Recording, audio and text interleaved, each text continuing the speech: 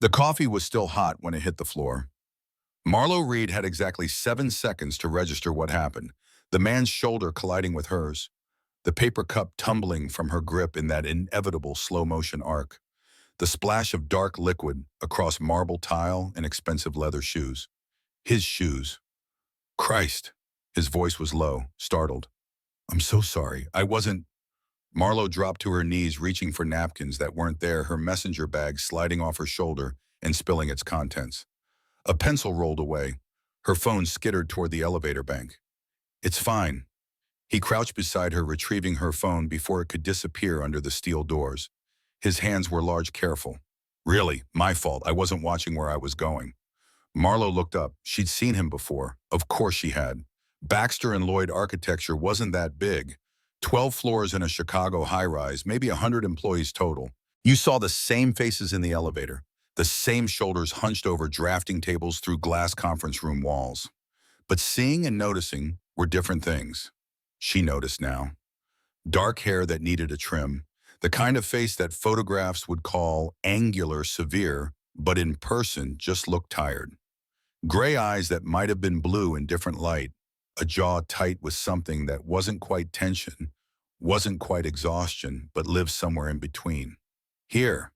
He handed her the phone, then started gathering the scattered pens and crumpled receipts that had escaped her bag. "You don't have to." "It's fine," he said again. They stood simultaneously, an awkward choreography of strangers trying to occupy the same 3 feet of space. Marlowe clutched her bag to her chest. The man held out a single blue pencil, the one she used for preliminary sketches, because her professor in grad school had once said that constraints bred creativity, and she'd never quite shaken the habit. She took it. Their fingers didn't touch. "Sorry about your coffee," he said. "Sorry about your shoes." The elevator chimed. The doors slid open. He stepped inside and turned, one hand already pressing a button. For a fraction of a second, their eyes met. Marlowe thought she saw something there. Recognition, maybe. Or just the mutual acknowledgement of two people who'd survived a minor disaster and would now spend the rest of the day pretending it never happened. The doors closed. Marlowe exhaled.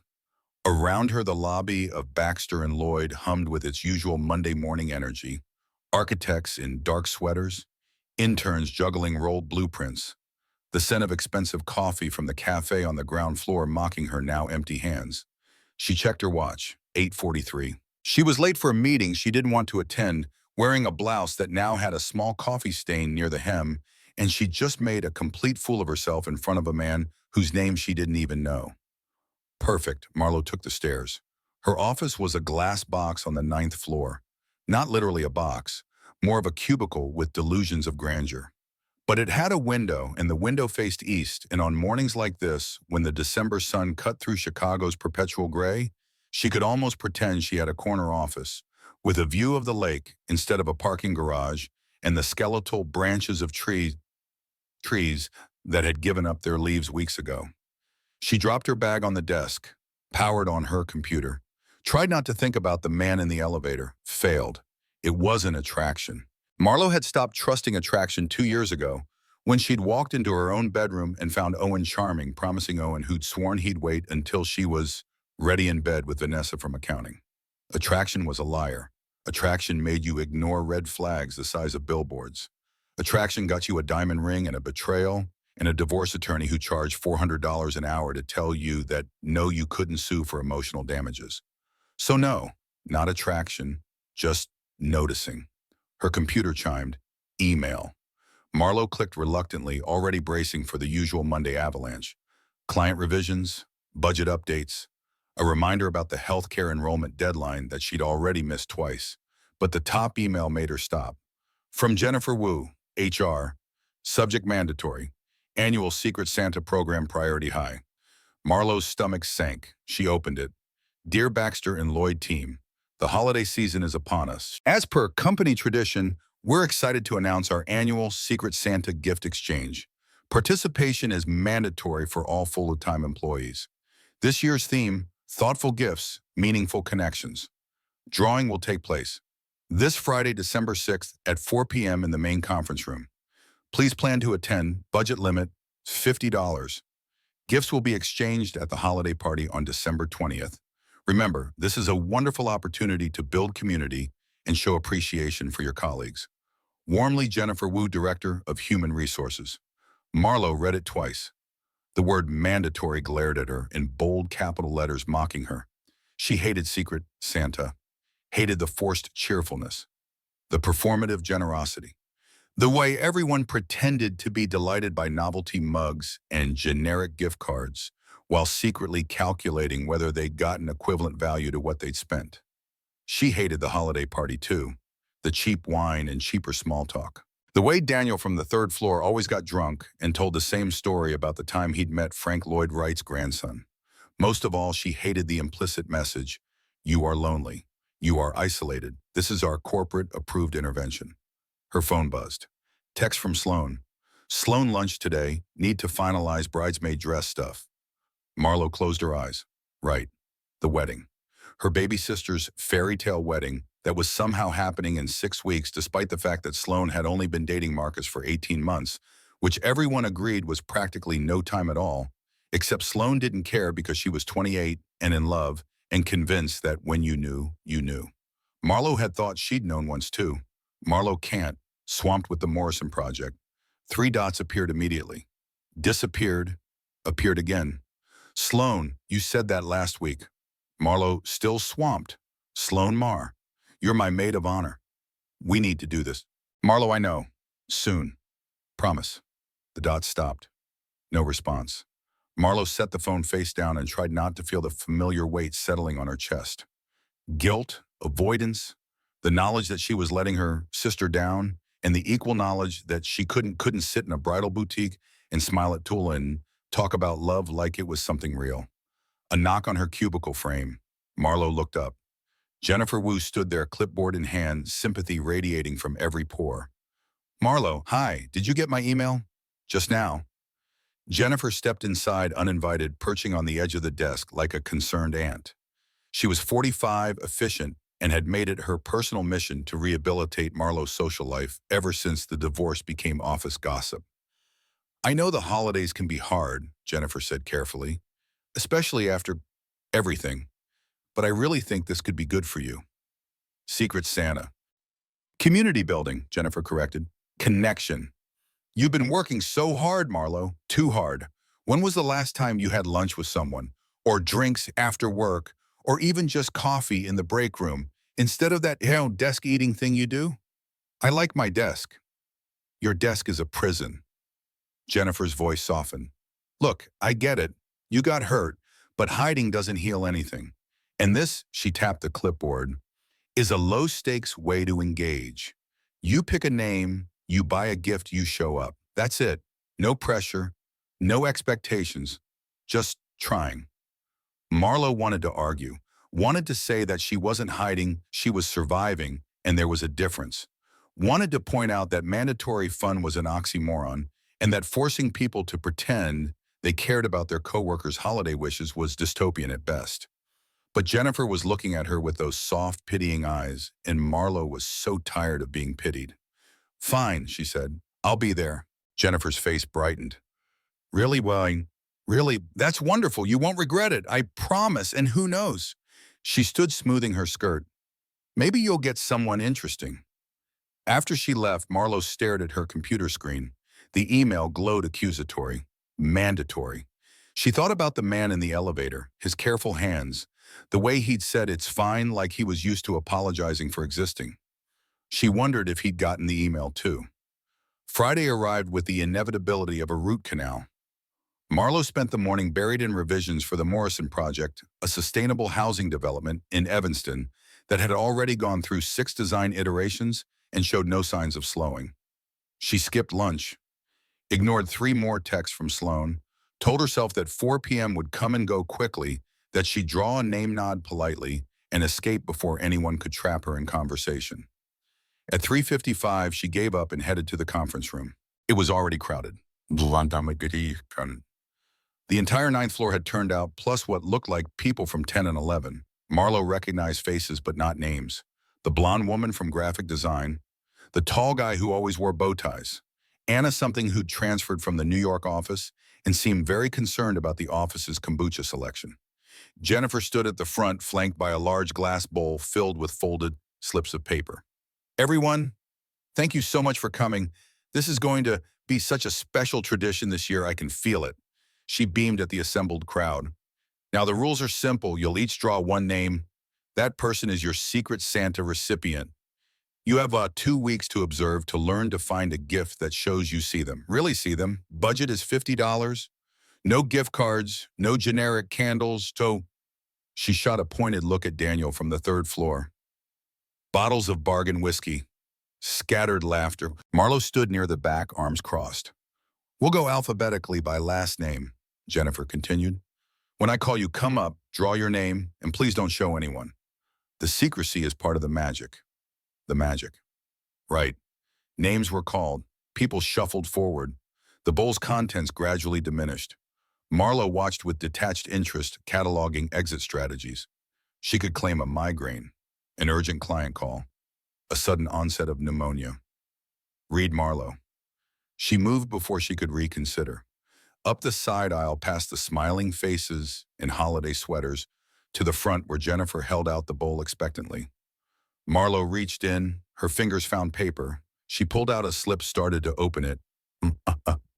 Jennifer chided. Not until you sit down. Marlowe nodded and retreated to her spot near the windows. She waited until Jennifer called the next name, then carefully unfolded the paper. Declan Foster. She stared at the name, turned the paper over like there might be additional information. There wasn't. Just those 2 words in black ink block letters, utterly anonymous. Declan Foster. Marlowe didn't know a Declan Foster. She knew approximately 17 people at Baxter and Lloyd, and Declan Foster wasn't one of them. She mentally scrolled through faces, names, the directory she'd glanced at maybe twice in 4 years. Nothing. Around her, the drawing continued. More names, more trips to the bowl. Marlowe folded the paper back up and slipped it into her pocket. She'd figure it out. Look him up in the company directory. Send him a nice neutral gift. Probably a book. Everyone liked books. Or a plant. Plants were safe. Hard to screw up a succulent. Foster Declan. Marlowe's head snapped up. A man was walking to the front. Tall, dark hair, hands in his pockets, moving with the careful economy of someone who didn't want to be noticed. The man from the elevator. Marlowe's breath caught. He reached into the bowl without ceremony, pulled out a name, and walked back to his spot near the far wall. He didn't unfold the paper, just held it face blank, like he was holding evidence of a crime he hadn't committed yet. Jennifer was still talking. Something about the holiday party, about the spirit of giving. Marlowe didn't hear any of it. She was watching Declan Foster, this stranger who wasn't a stranger anymore, this person she'd collided with and forgotten, and now had to observe, learn, understand well enough to buy a meaningful gift. This person who she realized with creeping horror was also watching her. Their eyes met across the conference room. His expression didn't change, but something flickered there. Recognition, maybe, or the beginning of regret. Marlowe looked away first. She didn't sleep well that night. Her apartment was a 1-bedroom in Wicker Park, 3rd floor of a converted brownstone, rent-controlled, inconvenient, and utterly devoid of personality. When she'd moved in 2 years ago, she'd told herself it was temporary, a place to land while she figured out what came next. But temporary had become permanent, and now the walls were still bare, the furniture still generic, the kitchen still stocked with exactly 3 plates and 1 pan, because cooking for one felt like admitting defeat. Marlowe lay in bed and stared at the ceiling. Streetlight filtered through cheap blinds, casting stripes across the white expanse. Somewhere below, her neighbor's dog barked. A car alarm went off, silence went off again. She thought about Declan Foster. Specifically, she thought about the fact that she now had to buy him a gift, which meant she had to know him, which meant she had to observe him, which meant she had to actually pay attention to another human being in a way she'd been carefully avoiding for 24 months. The irony wasn't lost on her. Jennifer had called this healing.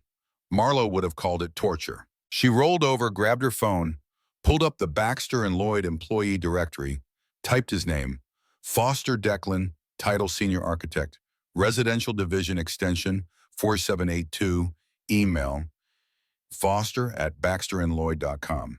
No photo, just the basics. Marlowe scrolled through the directory looking for context. He'd been with the company 5 years, longer than her. Worked primarily on residential projects, same as her division, but a different team. Had apparently designed the Riverside Commons development that won some regional sustainability award. She switched to LinkedIn, found him immediately. The photo was professional, same dark hair, same tired eyes, but he was smiling slightly, the kind of smile you gave cameras because cameras demanded smiles. His bio was sparse. University of Illinois for undergrad, Cornell. For his master's, previous positions at 2 other firms, nothing notable. Skills, AutoCAD, Revit, sustainable design, project management. Marlowe clicked on his experience. Baxter and Lloyd 2019. Present. Before that, a gap. 2 years where his work history just stopped. 2017 to 2019. Nothing. Then he'd reappeared at Baxter and Lloyd like someone coming up for air. She closed LinkedIn, opened Instagram, then remembered she'd deleted her own account months ago after seeing one too many photos of Owen with his new girlfriend Vanessa from accounting, naturally both of them glowing with the kind of happiness that felt specifically designed to mock her. No social media stalking then, which meant actual observation, in person, like a normal person who did normal things. Marlowe set her phone aside and closed her eyes. Sleep didn't come. Monday morning she saw him. The office had a kitchen on every floor, a concession to the collaborative workspace redesign from 3 years ago that had turned half the building into an open-plan nightmare. Marlowe avoided the 9th-floor kitchen during peak hours, but at 7:30 a.m., it was usually empty and she needed coffee more than she needed solitude. She pushed through the glass door and stopped. Declan Foster stood at the counter, back to her, pouring coffee from the communal pot. He was wearing dark jeans and a gray sweater that looked soft, expensive. His shoulders were broader than she'd noticed in the elevator. Or maybe it was just the sweater. Marlowe considered retreating, but he'd heard the door, was already turning. "Morning," he said. His voice was different here. Less startled, more neutral. Morning voice, sleep rough around the edges. "Morning." Marlowe moved to the coffee pot, keeping careful distance. "Sorry, I didn't mean to." "You're fine, S." He stepped back, giving her space. "I was just leaving anyway." He wasn't just leaving. His cup was still empty. But Marlowe didn't argue. She poured her coffee in silence, aware of him in her peripheral vision. He was adding sugar, 2 packets methodical, then milk, just a splash. Stirring slowly. "We met," he said suddenly. "Last week, the coffee." "Right." Marlowe kept her eyes on her own cup. "Sorry again about that. I think I was the one who—" He paused. "It doesn't matter. No harm done." Silence stretched. Marlowe added her own milk, no sugar. They stood side by side, 2 people making coffee, performing the small rituals of morning, like this was normal, like they did this every day. "You're Marlowe Reid," Declan said. Not a question. She looked at him. "How did you, nameplate on your desk. I walked past it once." He took a sip of his coffee, winced slightly. "Still too hot." "I'm on 11, residential division." "I know." Something crossed his face, curiosity maybe. "You do?" Marlowe realized her mistake too late. She shouldn't know.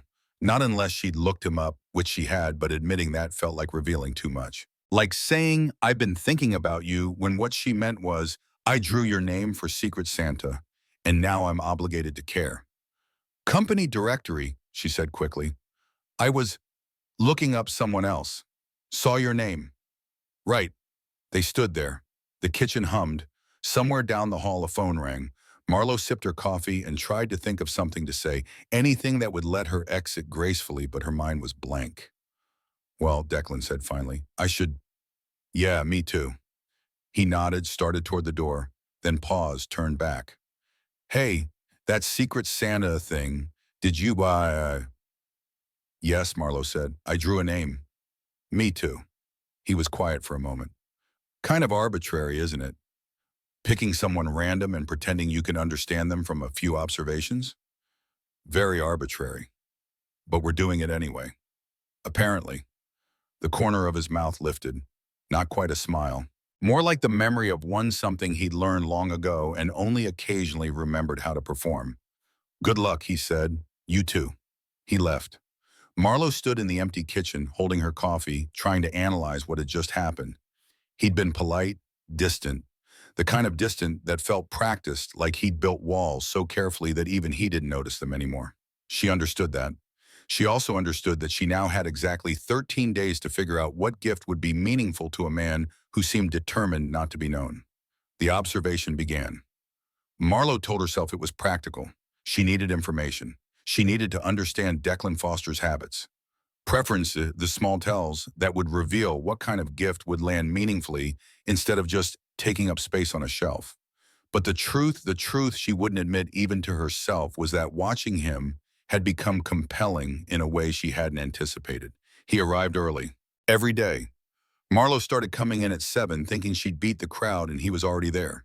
She'd see him through the glass walls of the 11th floor conference rooms, bent over blueprints, coffee in hand. By the time most people were settling into their desks, Declan had already been working for an hour. He ate lunch alone. Not in the cafeteria where everyone congregated, but at his desk, door closed if he had one, headphones on if he didn't.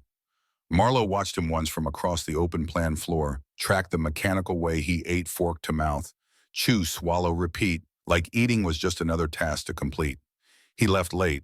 Marlowe had started staying later too, telling herself it was for the Morrison project, but really it was curiosity. How long would he stay? What was he working on that demanded these hours? At 7 p.m., 8 p.m., he was still there. Lights on, head down, moving with the kind of focus that suggested he wasn't just working, he was hiding. From what she didn't know, on Wednesday she saw him in the parking garage. She was leaving at 6:30 early for her lately and nearly walked past his car before recognizing him through the windshield. He was sitting in the driver's seat, engine off, staring at his phone. Marlowe slowed, tried not to look like she was looking. But through the dim light, she could see his face, the tightness around his mouth, the way his thumb hovered over the screen like he was debating something. Then he made a call. Marlowe was too far away to hear, but she saw his expression change, soften, the tightness easing into something that looked almost like tenderness. He was smiling, not the careful camera smile from LinkedIn, a real smile, the kind that started in his eyes and worked its way down, transforming his entire face into something younger, lighter, almost unrecognizable. He said something, laughed, leaned back in his seat like the weight he carried everywhere else had momentarily lifted. Marlowe's chest tightened. She got into her own car quickly, hands shaking slightly as she started the engine. She didn't let herself think about why she was shaking. Didn't let herself analyze the strange hollow feeling that had opened up beneath her ribs. She drove home and didn't look back. Thursday, she broke her own rule. The rule was simple. No personal conversations. No getting involved. Keep your head down, do your work, go home. It had served her well for 2 years. But Thursday morning, she walked into the 9th floor kitchen and found Declan there again. And this time, he wasn't alone. Anna from the New York office was talking to him. Laughing, one hand on his arm, her body angled toward his in the universal language of flirtation. "Can't believe you haven't tried it," Anna was saying. "The place on Wells Street, best Vietnamese in the city. We should go. I mean, if you're free, lunch sometime." Declan held his coffee cup like a shield. "I usually work through lunch. Everyone works through lunch.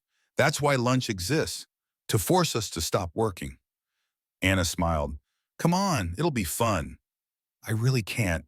"Declan," Anna's voice dropped into something softer. "You've been here 5 years. I've been here 6 months. And in that time, I have never seen you at a single happy hour, holiday party, or team lunch. Not once. Don't you ever just want to connect?" Marlowe should have left, should have backed out of the kitchen and minded her own business. But something about the way Declan's shoulders had gone rigid, the way his knuckles were white against the cup. "He's busy," Marlowe said. Both of them turned. Anna's smile faltered. Declan just looked confused. "Sorry," Anna said. Marlowe moved to the coffee pot, keeping her voice casual. "Declan, he's busy. The residential division is slammed right now. We all are." Oh, she poured her coffee, didn't look at either of them. "Trust me, I know." It wasn't true. The residential division was always busy, but no more than usual. But Anna didn't know that. And Declan. "Right," Declan said slowly. "Yeah, the Morrison project. Big deadline." "Exactly." Marlowe turned, coffee in hand, met Anna's eyes. "Maybe after the holidays." Anna's smile had gone tight. "Sure, after the holidays." She looked at Declan. I'll see you around. She left. The kitchen fell into awkward silence. Marlowe sipped her coffee. Declan stared at her. You didn't have to do that, he said finally. Do what? Rescue me. I wasn't rescuing you. Marlowe leaned against the counter. I was rescuing myself. Anna's nice, but she talks for 20 minutes straight, and I had a meeting. You don't have a meeting. It's 7:45. Pre-meeting in my head. Very important. The corner of his mouth twitched, almost a smile. Thank you. You're welcome. They stood there. The coffee pot gurgled its last drops. Outside the window's December morning light was trying and failing to break through the clouds. She's right, you know, Marlowe said. About the connecting thing. You really don't show up to anything. Neither do you. I'm antisocial. What's your excuse? Declan looked down at his coffee. Same excuse, just better practiced. There was something in his voice, a weight. Not sadness exactly, more like resignation. The sound of someone who'd decided that loneliness was easier than the alternative and had made peace with that decision a long time ago. Marlowe recognized it immediately. It was the same decision she'd made. Well, she said, at least we're consistent. Consistent. Declan looked up. His eyes were gray this morning, storm gray, the color of Lake Michigan in November. Is that what we're calling it? Better than tragic. Fair point. Silence again. But different this time. Companionable, almost. The silence of two people who understood that sometimes not talking was easier than finding words for things that didn't have them. Marlowe finished her coffee, set the cup in the sink. I should go, she said. Yeah, me too. Neither of them moved. Marlowe, Declan said, that Secret Santa thing, if you need any help, I mean, if you drew someone difficult, I'll manage. Right, of course, he paused. It's just that some people are easier to buy for than others. And if you got stuck with someone particularly closed off, like you, he blinked. What? Marlowe's heart stopped. She'd said it. She'd actually said it. The one thing she wasn't supposed to reveal. Nothing, she said quickly. I just meant in general. Hypothetically. If someone drew someone like you. Generally speaking. Declan was staring at her. You drew me. I didn't say that. You didn't have to. He set down his cup. It's okay. I'm not offended. It's not. Marlowe's face was burning. This is exactly why I hate Secret Santa. Because you have to pretend you didn't draw me while obviously having drawn me. Yes, exactly. This is mortifying. It doesn't have to be. Declan's voice was gentle. Look, you're right. I am difficult. I don't talk about myself. I don't go to parties. I'm basically the worst possible Secret Santa recipient. So here's what we'll do. You can ask me 3 questions. Any 3 questions, I'll answer honestly. Then you can buy me something appropriate, and we can both pretend this conversation never happened. Marlowe stared at him. You're serious. Completely. That defeats the entire purpose of Secret Santa. The purpose of Secret Santa is to watch people squirm while pretending to enjoy it. I'm offering you an exit. He had a point. And standing here in this bright kitchen with its terrible overhead lighting and its coffee that always tasted slightly burnt, Marlowe realized something. She didn't want an exit. She wanted to know. Not for the gift. For herself. Okay, she said. 3 questions. Declan nodded. Go ahead. Marlowe thought. Discarded the obvious questions, favorite color hobbies, food preferences. Those were easy, safe. She wanted something real. Who were you talking to, she asked. In your car, yesterday evening. You were smiling. Declan went very still. For a long moment, Marlowe thought he wouldn't answer. That she'd crossed some invisible line, and he'd retreat behind his walls, and she'd never get close again. Then, my daughter. The world tilted. Marlowe heard the words but couldn't quite process them. Daughter, Declan Foster had a daughter, which meant he had a family. A life outside this building, a whole existence she knew nothing about. Her name is Iris, Declan continued quietly. She's 7. She was calling because she'd gotten an A on her spelling test and wanted to tell me before bedtime. That's... Marlowe didn't know what it was. That's wonderful. She's wonderful. His face had softened again the way it had in the car. She's smart and funny and completely fearless. Everything I'm not. Where is she? I mean, do you have split custody or... That's question two, Declan said. Not unkindly. Right, sorry. It's okay. He took a breath. I have full custody. Her mother died 3 years ago. Car accident. So it's just us, me and Iris. The kitchen felt too bright suddenly, too exposed. Marlowe wanted to take the question back, wanted to rewind to before she knew this, but it was too late. The knowledge sat between them like a living thing. I'm so sorry, she said. Thank you. Declan's voice was careful, controlled. We're managing, one day at a time. That's all you can do, right? One day at a time. Marlowe knew that phrase, had lived it, was still living it. One more question, Declan said. Marlowe shook her head. I don't need it. You sure? Yeah. She picked up her coffee cup, realized it was empty. I think I have enough. Declan studied her. Something passed across his face, relief maybe, or gratitude, or just the simple acknowledgement of someone who'd revealed more than he'd intended and was glad the interrogation was over. For what it's worth, he said, I think whoever you drew is lucky. Why's that? Because you actually care. Most people just buy whatever's easy. But you're trying. That matters. Marlowe wanted to tell him he was wrong, that she didn't care, that this was just an obligation, that she'd have been perfectly happy to buy him a gift card to Starbucks and call it a day. But standing here looking at this man who came in early and stayed late and smiled for his daughter in dark parking garages, she couldn't make herself lie. I'll do my best, she said. That's all anyone can ask. He left. Marlowe stood alone in the kitchen, holding her empty cup, trying to understand what had just happened. She'd learned things, important things. Declan was a father, a widower, someone who carried weight she couldn't see but could suddenly absolutely feel.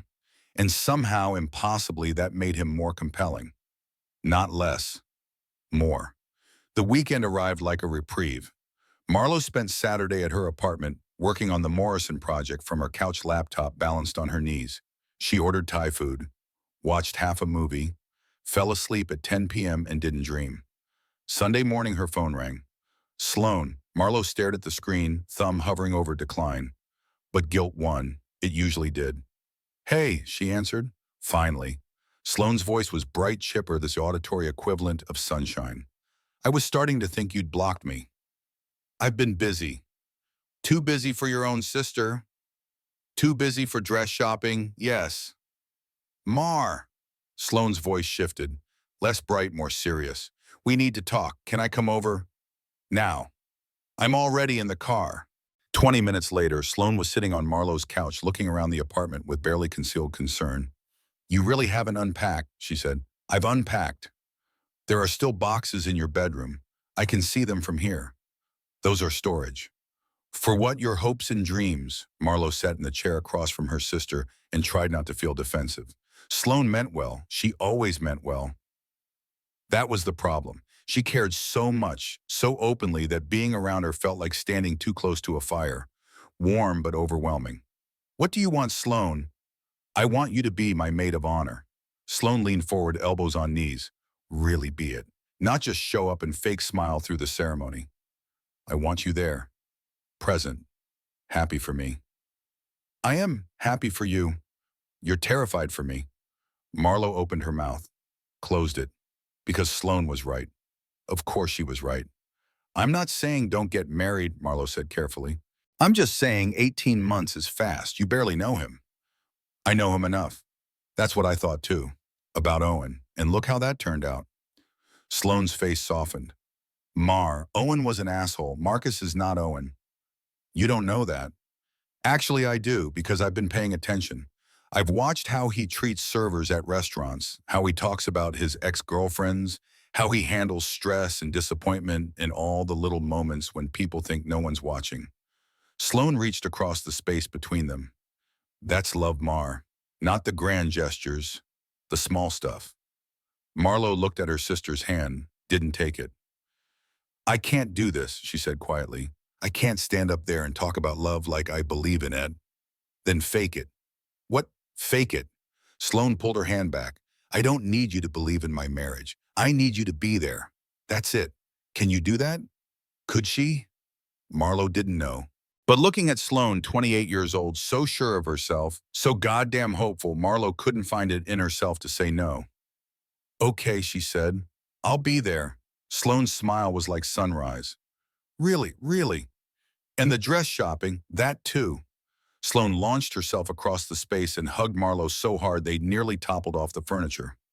Marlowe froze, then slowly, awkwardly hugged back. Her sister smelled like vanilla and optimism, like someone who still thought the world was basically good. Thank you, Sloane whispered. After she left, Marlowe sat in her empty apartment and tried not to feel like she'd just agreed to her own execution. Monday came too fast. Marlowe arrived at 7 a.m., coffee in hand, ready to bury herself in work and avoid thinking about weddings or Secret Santa or gray-eyed architects who smiled for their daughters. But at 7:15, someone knocked on her cubicle frame. Declan, he was holding a paper bag. Morning, he said. Morning. I brought you something. He held out the bag.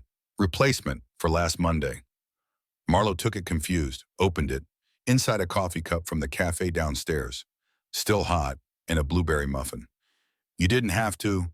I know, but I realized I never actually apologized for the collision, the ruined coffee, your day starting badly because of me. Declan shifted his weight.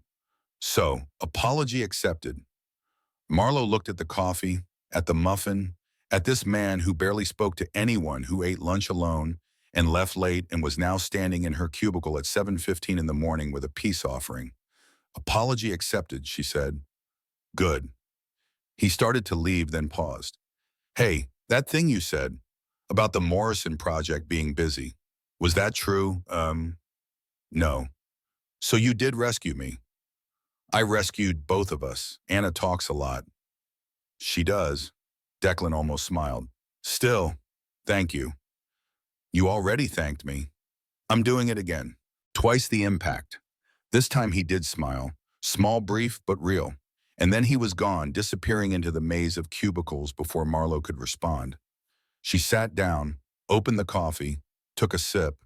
It was perfect. Not too hot. Exactly the right amount of milk. No sugar. He'd been paying attention. The observation continued, but it was different now. Now when Marlowe watched Declan, she wasn't just cataloging habits. She was seeing a person. Complicated. Contained. Someone who'd built a life on the other side of grief and was doing his best to keep moving forward. She saw him talking to his daughter on Wednesday afternoon. Saw him laugh at something Iris said. Saw the way his whole face transformed in those moments like clouds parting. She saw him staying late on Thursday, bent over blueprints, and realized he wasn't hiding. He was working, providing, being the parent a 7-year-old needed him to be. She saw him Friday morning looking tired, dark circles under his eyes. Heard him on the phone. I know, sweetheart. I'll be home soon. I promise. And she understood. Declan Foster wasn't distant because he was cold. He was distant because he was exhausted, because he was doing the work of two parents, because he'd lost the person he loved and was still figuring out how to be whole again. Marlowe understood that too. Friday afternoon, she left work early, drove to the bookstore on Milwaukee Avenue, spent an hour browsing, thinking, discarding ideas. Books were too impersonal. Plants were too generic. She needed something that said, I see you without saying I've been watching you. Then she found it. A leather journal. Simple. Elegant. But inside the front cover, the store had an option for custom engraving. Marlowe paid extra, had them inscribe a single line for the small moments when people think no one's watching. It was perfect. Or it would be if she could bring herself to give it to him without her hands shaking. The holiday party was Friday the 20th. Marlowe dressed carefully. Black dress, simple, professional. The kind of outfit that said, I'm here but I don't want to be. She arrived at 7. The party was in full swing. Catered food, cheap wine, generic holiday music playing too loud. Everyone was there. Jennifer, Anna, Daniel from the 3rd floor already drunk and talking about Frank Lloyd Wright. Marlowe grabbed a drink, found a corner, waited. At 7:30, the Secret Santa exchange began. Names were called, gifts were opened. There was laughter, appreciation, Someone got a succulent. Someone else got a coffee mug that said, "World's okayest architect." "Marlowe Reid," Jennifer called. Marlowe walked to the front, picked up her gift, a small box neatly wrapped. She opened it. Inside, a set of professional drawing pencils, the expensive kind. 12 pencils, each a different grade of lead, and a note card for the girl who draws her truth. Marlowe's breath caught. She looked up, scanning the crowd, trying to see who was watching, who knew. But everyone was talking, laughing, paying attention to the next gift being opened.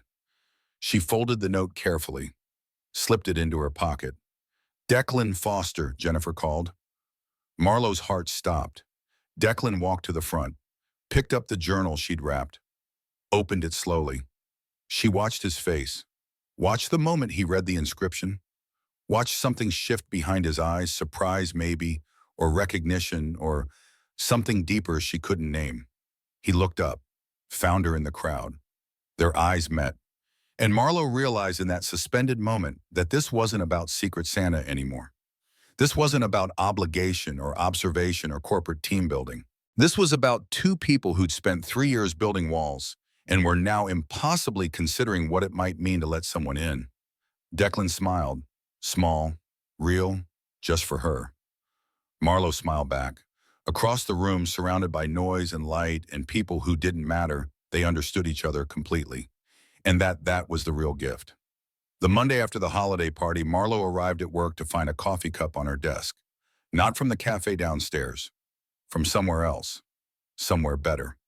The cup had a logo she didn't recognize, a small bird in flight, and when she lifted the lid, the steam that rose smelled like cinnamon and something darker, richer. Not the burnt office coffee she'd grown accustomed to. There was no note. Marlowe looked around her cubicle. The floor was mostly empty at 7:30. A few early risers in the distance, heads down. No one watching her, no one claiming responsibility. She took a sip. It was perfect. She sat down slowly, cradling the cup in both hands, and tried to logic her way through this.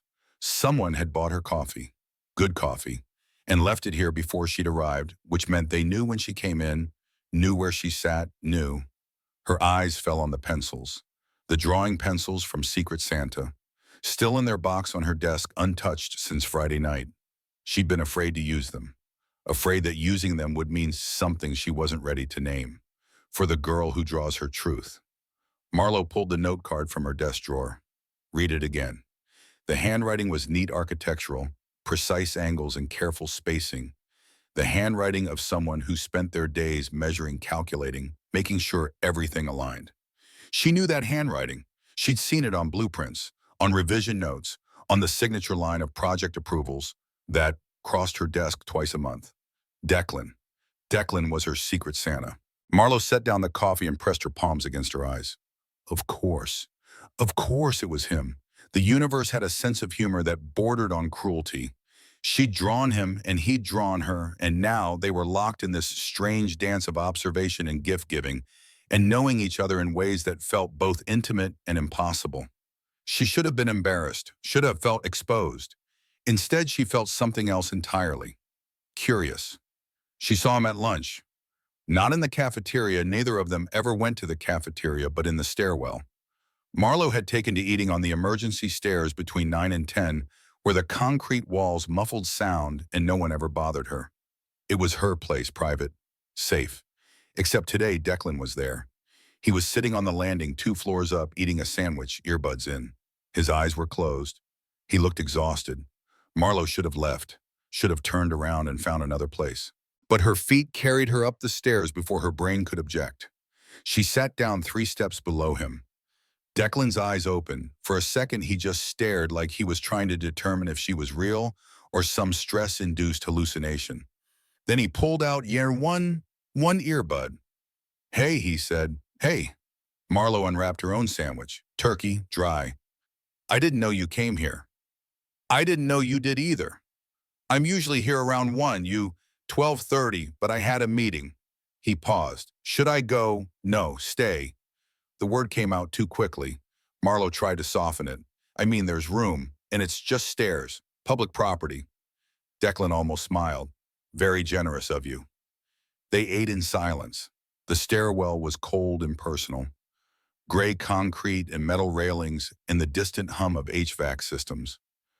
But sitting here with Declan 3 steps above her, it felt almost comfortable.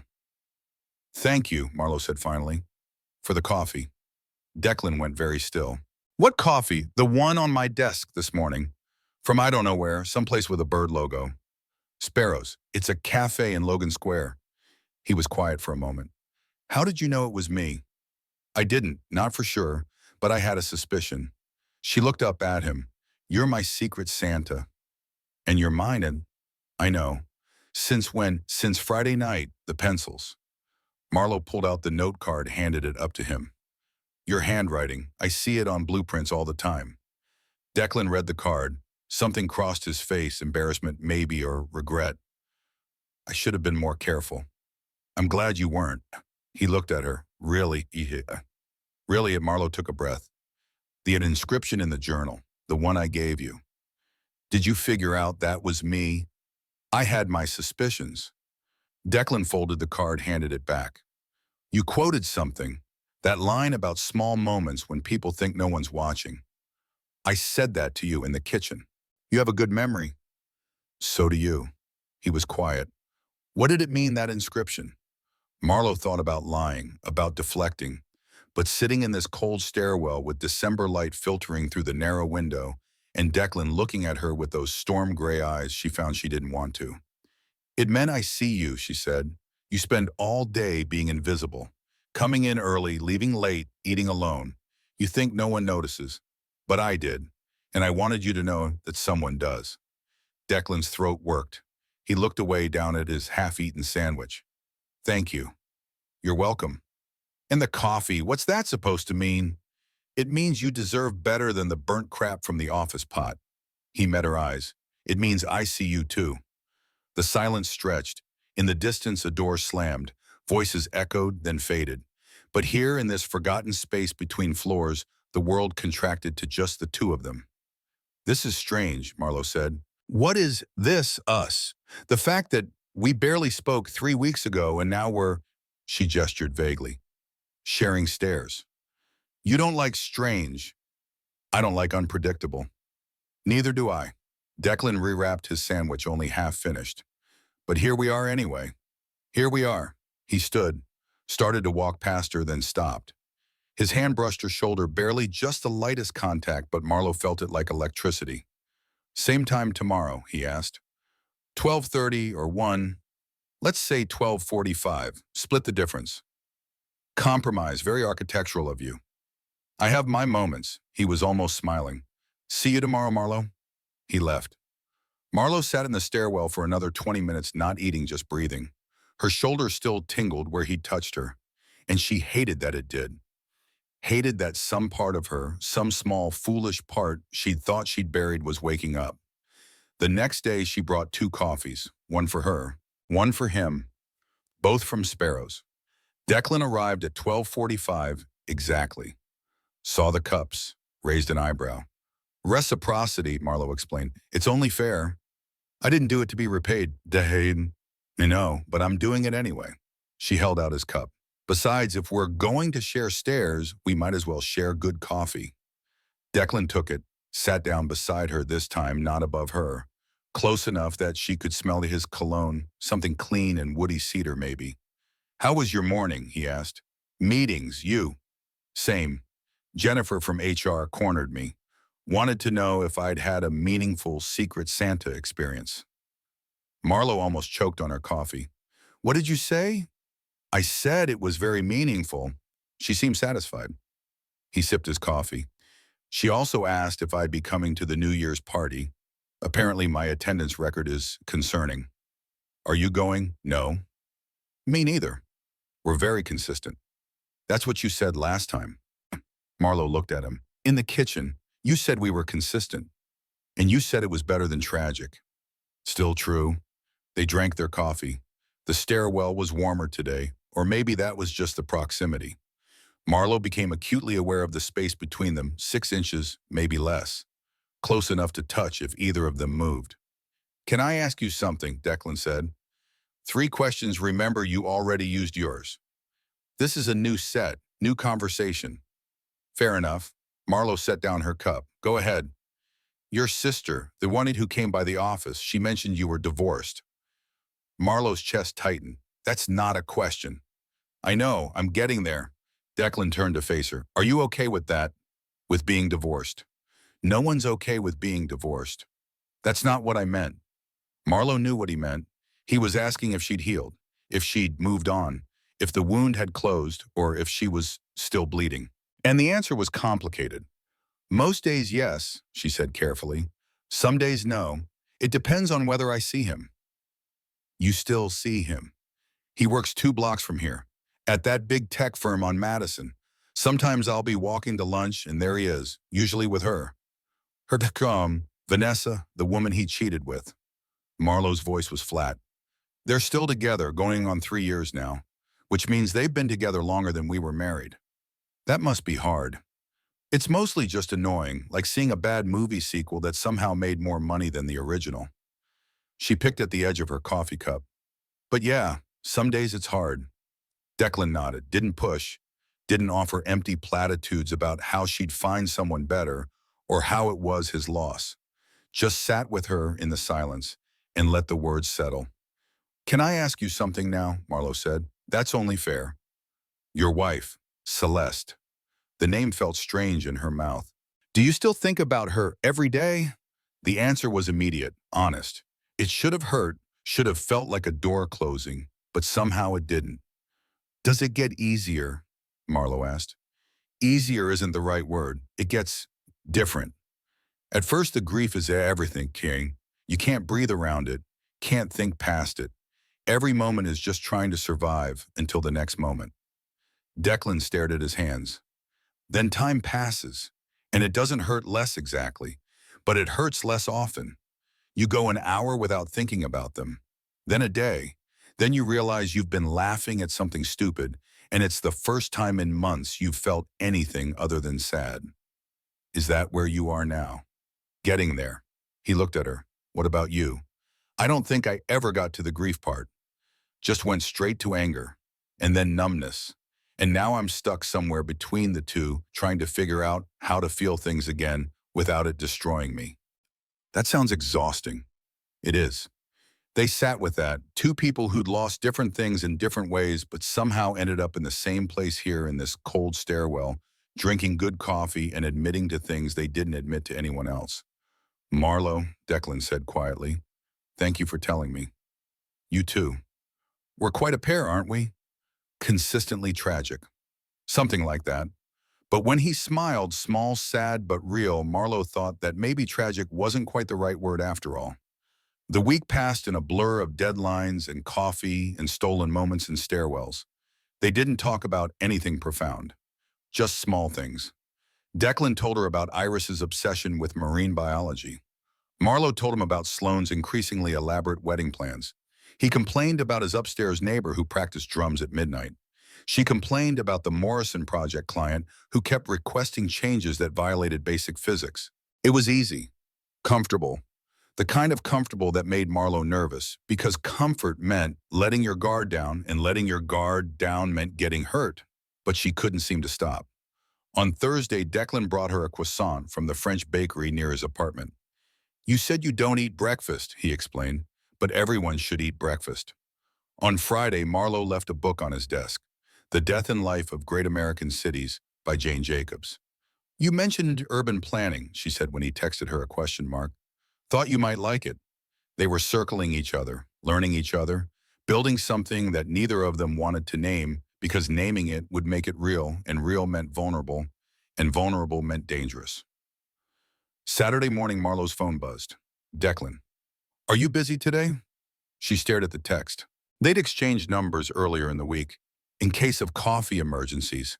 Declan had joked, but this was the first time either of them had used them outside of work. Marlowe defined busy, Declan. Not working, doing something that involves leaving your apartment. Marlowe. That's a high bar. Declan. Iris has a thing. School holiday concert. I know it's weird to invite someone I barely know, but she keeps asking if I've made any friends, and I'm tired of lying. Marlowe read the text 3 times. He was inviting her to meet his daughter, his 7-year-old daughter who was the most important person in his life. This wasn't coffee in a stairwell. This was something else entirely. She should say no, should maintain boundaries, should protect herself from whatever this was becoming. Marlowe, what time? The school was in Lincoln Park, a brick building that looked like it had survived several decades and multiple rounds of budget cuts. The auditorium was packed with parents, grandparents, siblings, everyone holding phones ready to record. Marlowe stood in the back, scanning the crowd for Declan. Found him near the front, holding a bouquet of flowers that looked too big for the venue. He saw her, waved, pointed to an empty seat beside him. She made her way down the aisle. "You came," he said. "I said I would." "I know, but I half expected you to change your mind." He handed her the flowers. "Can you hold these? I need to." His phone buzzed. He checked it, smiled. "She's nervous. 3rd row, 4th from the left." Marlowe looked, found a small girl with dark hair and a green dress standing with a group of other children. Even from here, she could see the resemblance.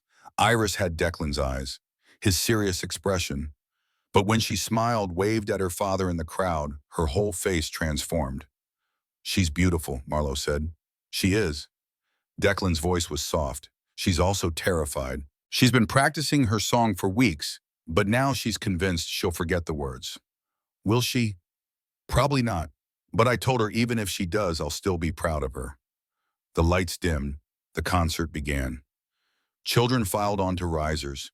A teacher gave instructions, and then they were singing. It was chaos. Beautiful off-key chaos. Some kids belted every word. Others just moved their mouths. One boy in the back row waved to his parents through the entire performance. Iris stood in the 3rd row, 4th from the left, and sang with careful concentration, her eyes finding her father every few seconds like he was her anchor. Marlowe watched Declan more than the concert. Watched the way his face softened, the way his eyes never left his daughter, the way he mouthed the words along with her, encouraging, supporting, being present in a way that made Marlowe's chest ache. This was love, not the romantic kind she'd failed at. The real kind. The kind that showed up and stayed and didn't require reciprocity to exist. The song ended. Applause erupted. The children beamed. "She did it," Declan said. His voice was thick. "She was perfect." "She was." He looked at Marlowe. "Thank you for coming. Thank you for inviting me." After the concert, parents flooded the stage. Iris found Declan immediately launching herself into his arms with the fearlessness of someone who knew they'd be caught. "Dad, did you see I didn't forget any words?" "I saw. You were amazing." He handed her the flowers. "These are for you." Iris buried her face in the bouquet, then noticed Marlowe standing awkwardly to the side. "Who's that?" she asked. Declan set her down. "This is Marlowe. She's a friend from work." "Hi, Marlowe." Iris walked up to her, suddenly shy. "Did you like the concert?" "I loved it. You have a beautiful voice." "Thank you." Iris looked up at her father. "Is she your girlfriend?" "Iris, what, you said you were going to make friends? I think girlfriends count as friends." Marlowe's face burned. Declan looked like he wanted the floor to swallow him. "Marlowe is my co-worker," he said carefully. "And yes, we're friends. But she's not." "Got it." Iris turned back to Marlowe. "Do you like sea turtles?" Yes." "Good, because they're the best animal. And if you didn't like them, we couldn't be friends." She grabbed Marlowe's hand. "Do you want to come to lunch? Dad always takes me to lunch after concerts. We go to the diner on Ashland. They have good fries." Marlowe looked at Declan. He shrugged helplessly. "I don't want to intrude," Marlowe said. "You're not intruding. I invited you." Iris tugged her hand. "Please, Dad's friends are always boring, but you seem nice." "I'm definitely boring." "Are you?" "Extremely. Prove it. Come to lunch." Declan was smiling now, really smiling. "You heard her. Prove it." And Marlowe, who'd spent 2 years avoiding exactly this kind of situation, found herself saying yes. The diner was exactly as promised. Red vinyl booths, laminated menus, waitresses who called everyone Hun. They slid into a booth near the window. Iris sat beside her father, Marlowe, across from them, and for a moment Marlowe felt like she was observing a photograph. Father and daughter, a unit, complete without her. But then Iris started talking about sea turtles and her science project and how her friend Maya had the best lunchbox, and Marlowe stopped feeling like an outsider and started feeling like someone who'd been invited to witness something precious. Marlowe, Iris said suddenly, why do you look sad? Iris, Declan's voice held a warning. What she does. Not all the time, but sometimes, like when she thinks no one's watching. Marlowe's throat tightened. This 7-year-old had seen through her in 30 minutes. Had noticed what she'd spent 2 years trying to hide. I'm not sad, she said carefully. Just thinking.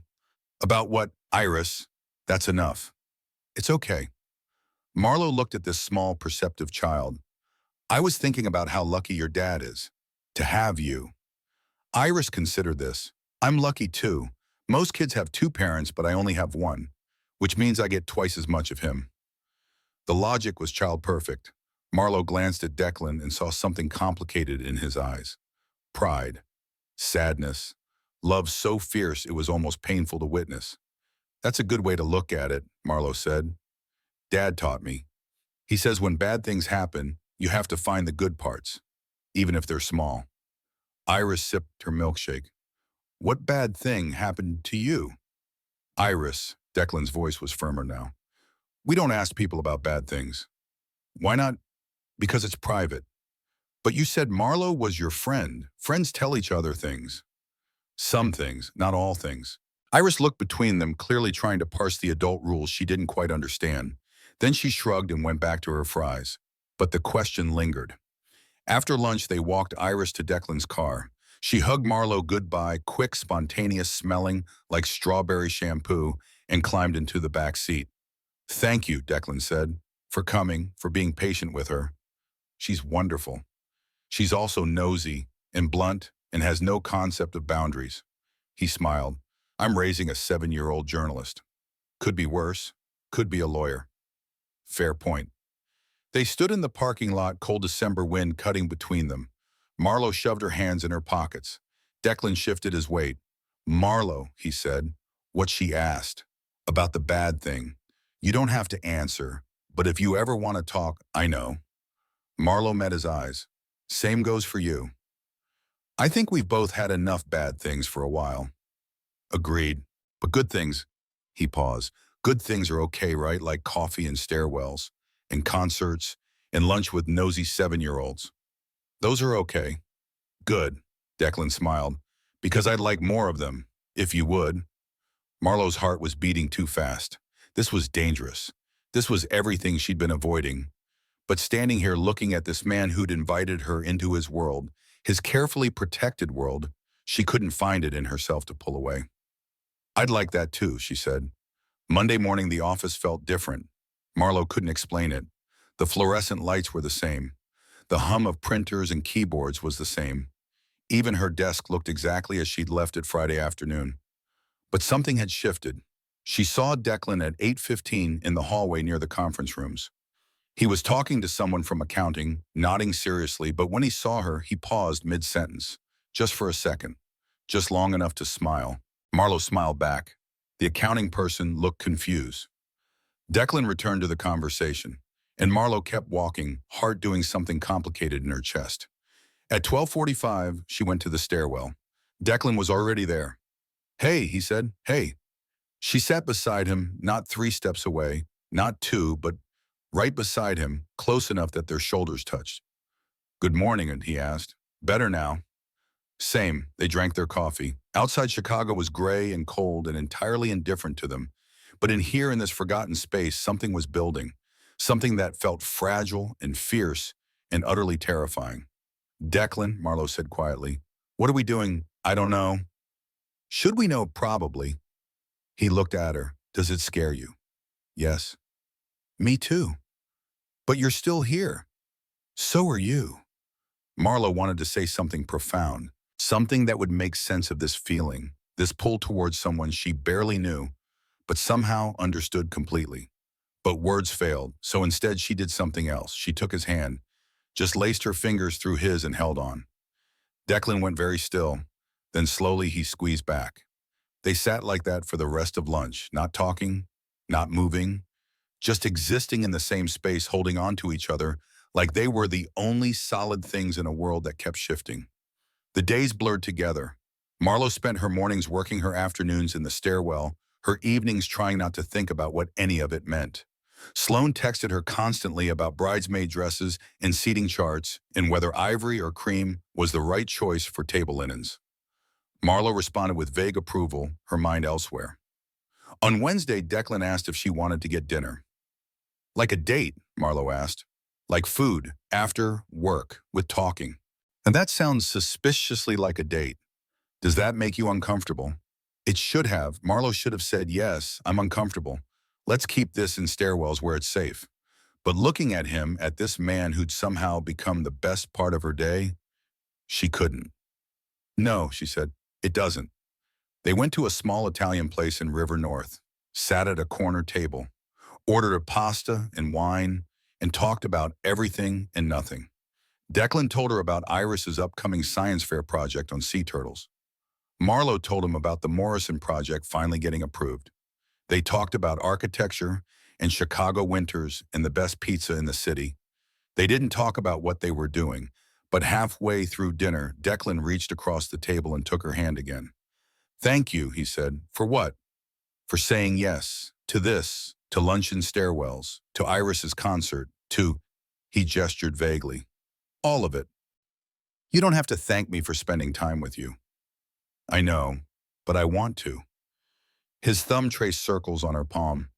I haven't done this in a long time. The dinner thing, the talking thing, the being with someone thing. And I'm probably doing it wrong. Why? You're not. But I want you to know that I'm trying and that you make me want to keep trying. Marlowe's eyes stung. She blinked hard, willing the tears back. You're doing fine, she said quietly. Better than fine. They finished dinner, walked to the train together, said goodbye on the platform, not touching, but standing close enough that Marlowe could feel his warmth. Same time tomorrow, Declan asked. 12:45. I'll bring the coffee. I'll bring the conversation. He smiled. Deal. Marlowe watched him disappear into the crowd. Then she got on her own train and spent the ride home trying to understand what she was feeling. It wasn't love. Not yet. It was too soon for that, too fragile. But it was something, and that something terrified her more than she wanted to admit. Thursday evening, everything changed. Marlowe was working late. She had a deadline for the Morrison project, final revisions due Friday morning, and she'd stayed past 8 to finish. The office was mostly empty, just the cleaning crew and a few other workaholics scattered across different floors. She was printing blueprints when she heard the sound. A crash, then cursing. Marlowe followed the noise to the copy room, found Declan crouched beside a pile of papers, looking frustrated. Printer, she asked. Printer. He started gathering the scattered pages.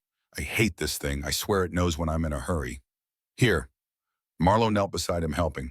What are you printing? Presentation for tomorrow. New residential development in Oak Park. Client wants to see 3 different designs, and I've been tweaking them all week. He rubbed his face. I should have done this earlier. We all should have done everything earlier. That's why we're here at 8:30 on a Thursday. Fair point. They gathered the papers in silence. Marlowe became aware of how close they were, how empty the office was, how Declan's sleeve was rolled up, and she could see the muscles of his forearm, the way his hands moved with careful precision, even when he was frustrated. Marlowe, he said quietly, yeah. Can I tell you something? Of course. He stopped gathering papers, just sat there on the floor of the copy room, looking at her with an expression she couldn't quite read.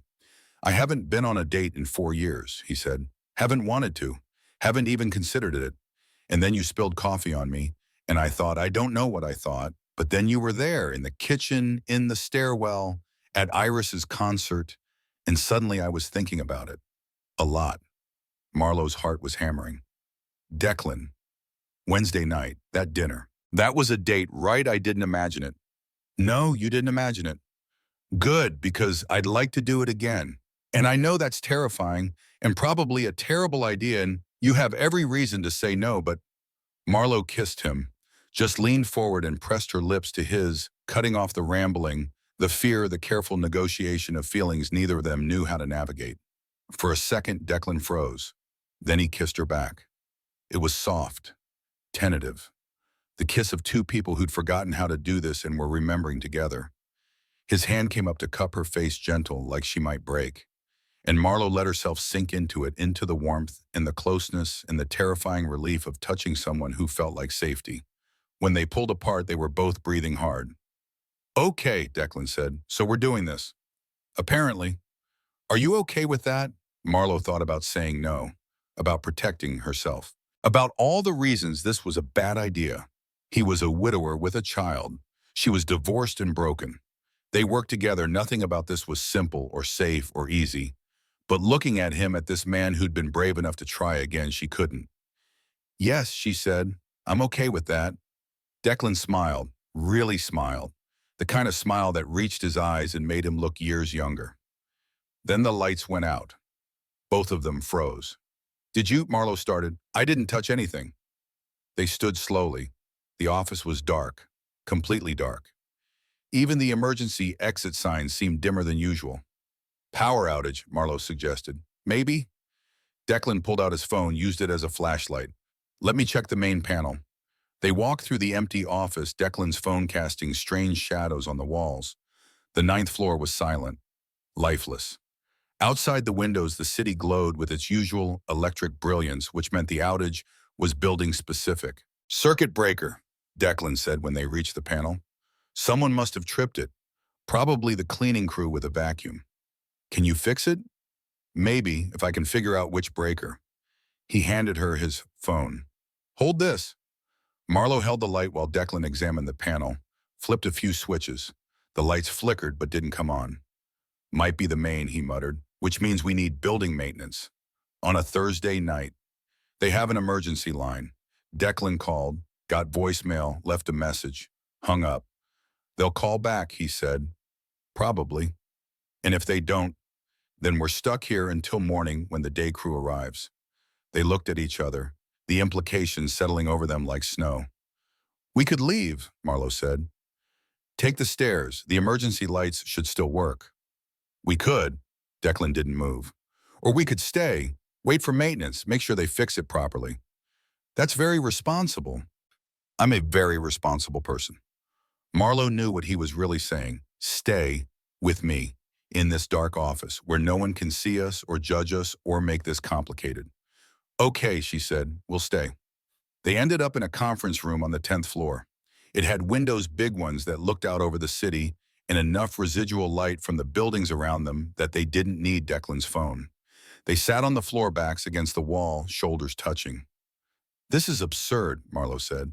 "Completely. We're architects. We literally design buildings. And here we are trapped in one." Irony at its finest. They sat in silence. The city hummed below them. Car horns, sirens, the endless pulse of Chicago at night. But up here it was quiet, suspended, like the world had paused just for them. "Declan," Marlowe said, "that thing you said about not dating in 4 years, can I ask why guilt mostly?" His voice was soft. "Celeste died in a car accident. I was supposed to be driving, but I had to work late. She went alone, picked up Iris from daycare, never made it home." He paused. "For a long time I thought if I'd been there, if I'd left on time, maybe things would be different." "You can't think like that." "I know. Logically I know, but guilt doesn't care about logic." He turned to look at her. "After she died, I shut down. Focused on Iris, on work, on surviving. Dating felt like betrayal, like I was moving on when I should be mourning. And now I'm tired of mourning. I'm tired of feeling guilty for wanting to be happy." His hand found hers in the darkness. "I'm tired of being alone." Marlowe squeezed his fingers. "Me too." "What happened with Owen, if you don't mind me asking?" She did mind. Talking about Owen always felt like picking at a wound that hadn't quite healed. But Declan had been honest with her. The least she could do was return the favor. "We got married young," she said. 25. "Everyone said we were rushing, but I was in love, and I thought love was enough." She laughed bitterly. "Turns out it wasn't. He cheated. I found out. We divorced. End of story." "That's not the end." "What do you mean, Ahoy? The end of the story would be you moving on, finding happiness, but you haven't, have you?" Marlowe pulled her hand away. That's not fair. I'm not trying to be mean. I'm just, Declan sighed. I see you, Marlowe. The way you keep everyone at a distance. The way you work late and eat lunch alone and avoid anything that might make you vulnerable.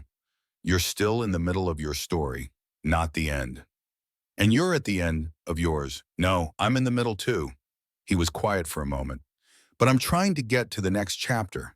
And I hope that maybe you could be part of it. Marlowe's throat was tight. She wanted to argue, to tell him he was wrong, that she was fine, that she didn't need anyone. But she'd be lying. I'm scared, she admitted. Me too. What if this doesn't work? What if it does? Marlowe turned to look at him. In the dim light from the windows, his face was all shadows and angles, beautiful in a way that made her chest ache. I don't know how to do this, she said. The relationship thing. I'm terrible at it. I'm out of practice, so we'll be terrible together. That's a horrible pitch. It's honest. Honest. Marlowe laughed despite herself. When did honesty become so important? When I realized I was falling for someone who deserved it. The words hung in the air. Falling. He'd said falling, present tense, ongoing. Declan, you don't have to say it back. I'm not asking you to. I'm telling you where I am, so you know. So there's no confusion. Marlowe wanted to say it back, wanted to tell him that she was falling too, had been falling since the moment he'd smiled at her across the holiday party, maybe even before that. But the words stuck in her throat. Instead, she kissed him again, slower this time, deeper, letting herself feel the warmth of him, the solidity, the way his hands moved to her waist like he was afraid she'd disappear. When they broke apart, they were both breathing hard. We should probably stop, Declan said. Probably. Neither of them moved. Marlowe, his voice was rough. If we really do this, I need you to know that it's not casual for me. I can't do casual. Not with Iris involved. Not with, he gestured vaguely. Everything. I can't do casual either. So what does that mean? It means, Marlowe took a breath, it means we try, really try. And if it doesn't work, at least we'll know we were honest. Honest? Declan repeated. I can do honest. Good. Because I'm terrified and I have no idea what I'm doing, and I will probably screw this up in ways neither of us can predict. Sounds perfect. Marlowe laughed. It felt good. Right. Like something loosening in her chest that had been tight for too long. They sat there for another hour, talking about nothing important. Declan told her about Iris's favorite sea turtle facts. Marlowe told him about Sloane's bridezilla tendencies. They talked about architecture and coffee and the best place to get tacos at 2 a.m. They didn't talk about the future. Didn't make promises they couldn't keep. But when building maintenance finally showed up at 11:30, apologetic, efficient, and the lights flickered back on, Marlowe realized something. She didn't want to leave. She wanted to stay here in this conference room with this man, suspended in the darkness, where nothing was complicated and everything felt possible. I should go, she said. Yeah, me too. Declan stood first, offered his hand, pulled her to her feet. They stood close. Too close, the kind of close that promised things neither of them had said out loud. Tomorrow, he asked, 12:45. I'll bring the coffee. I'll bring, Marlowe paused. Actually, I don't know what I'll bring. Just bring yourself. That's enough. He kissed her forehead, soft, gentle, the kind of kiss that felt like a promise. Then he left. Marlowe stood alone in the conference room, surrounded by light and possibility, and thought, this is dangerous. This is terrifying. This might actually be worth it. The Friday after the power outage, Marlowe woke up to 3 texts from Declan. Declan. Good morning. Declan Iris wants to know if you like penguins. She's doing a comparative analysis of penguins versus sea turtles and needs outside opinions. Declan. Also, I miss you and it's only been 8 hours since I saw you. Is that weird? Marlowe stared at her phone, smiled despite herself. Marlowe, not weird. Also sea turtles. Obviously. Declan, I'll tell her you're Team Turtle. She'll be thrilled. Marlowe. And I miss you too. She sent it before she could second guess. Watch the 3 dots appear, disappear, appear again. Declan, see you at 12:45, Marlowe. Wouldn't miss it. Marlowe got ready for work in a daze. Everything felt different, sharper, like the world had been turned up a few notches and she was only now noticing the colors. She made coffee, real coffee, not instant, and actually tasted it. Put on her favorite sweater, the blue one she never wore because Owen had said it made her look washed out. Looked at herself in the mirror and thought, I look alive. It was terrifying. The office felt charged. Marlowe tried to focus on work. The Morrison project was entering. Final stages, clients were happy. Deadlines were manageable, but her mind kept drifting. To Declan, to the way he'd kissed her in the copy room, to the confession in the dark conference room, I'm falling for you. At noon, her phone buzzed. Sloan dress fitting tomorrow, 2 p.m. Don't bail on me. Marlowe's stomach sank. Right, the wedding, the bridesmaid dress. The speech she still hadn't written about love and commitment and all the things she'd stopped believing in. Marlowe, I'll be there. Sloan promise, Marlowe promise. At 12:45, she went to the stairwell. Declan was already there, 2 coffee cups in hand. But something was different. His shoulders were tense. His smile didn't quite reach his eyes. Hey, Marlowe said carefully. You okay? Yeah, just, he handed her a coffee. Rough morning. Want to talk about it? They sat. Declan was quiet for a long time, staring at his cup like it held answers to questions he hadn't asked yet. Iris asked about you this morning, he said finally. Wanted to know when you were coming over again, if you liked her, if you were going to be around. What did you say? I said yes, to all of it. He looked at her. Was that okay, to say yes? Marlowe's chest tightened. This was real, not just coffee and stairwells and stolen kisses in dark offices, real. With a 7-year-old involved who could get attached, who could get hurt if things went wrong. Yeah, she said, that was okay. Are you sure? Because if this is too fast, if you need space. Declan, Marlowe took his hand, I'm sure. But even as she said it, something cold settled in her stomach. A familiar whisper. You're going to mess this up. You always do. Saturday afternoon, Marlowe stood in a bridal boutique in Gold Coast wearing a dress the color of champagne while Sloan circled her like a shark. It's too long, Sloan said. I'm wearing heels. Not those heels, the other ones, the ones I showed you. Those heels are 4 inches.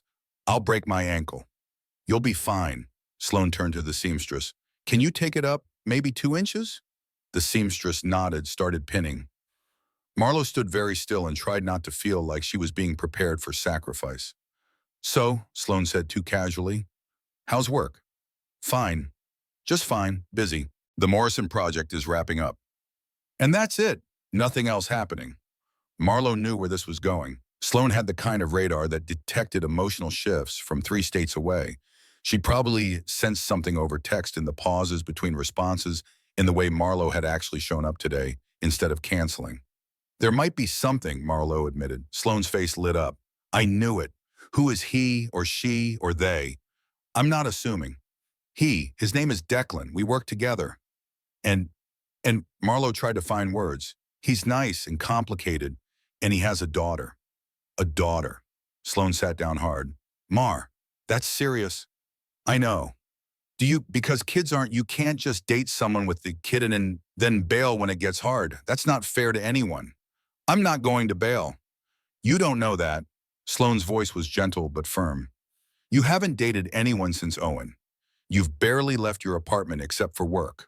And now you're jumping into something with a single dad. That's a lot. Marlowe wanted to argue, wanted to say that she knew what she was doing, that this was different, that Declan was worth it. But Sloan was right. She didn't know.